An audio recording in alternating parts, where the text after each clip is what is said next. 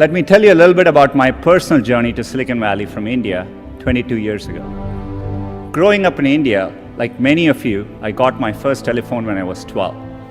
In my case, it turned out to be a rotary phone, so it wasn't that great for selfies, but I still loved to call my friends, play with it, and sometimes take it apart.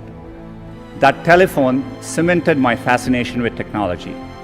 I remember in my parents' house in Chennai, reading about the invention of the transistor at Bell Labs. Of course, that initial invention helped found what became known as Silicon Valley, and out of that came companies like Fairchild Semiconductor and Intel, and all the computers and software that we all use today. You can draw a direct line from that invention to the technology that powers your Twitter feed or your WeChat messages today. A lot of times when I was younger, people would say, this person didn't get into this college or something, and that's the end of the road. I mean, life is so different from that.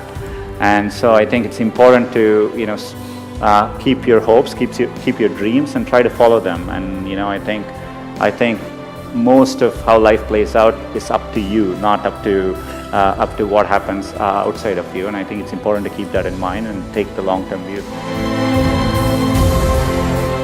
I still vividly remember as a teenager jumping onto a crowded train at Chennai and traveling for 24 hours to attend my school at IIT Kharagpur.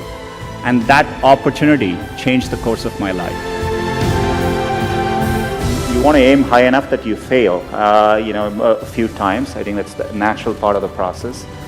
In fact, Larry used to say, if you work on really difficult things, you're better off because you have no competition. Others aren't working on that difficult a problem.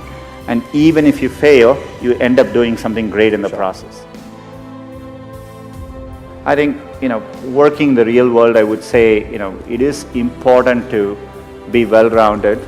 It's important to, try different things. Take some risks. I would encourage people to, follow their passions a little bit more, to follow set lanes throughout your career. Getting into an elite institution doesn't guarantee success. It matters a lot, but it doesn't guarantee success. And I think it's important to keep that perspective in life. And life is a long road, and so you want to take it at the right pace and enjoy what you're doing. I know how much hard work it takes to pursue your dream of building a business. The long hours, time away from family, the ideas are brilliant that just don't seem to catch on.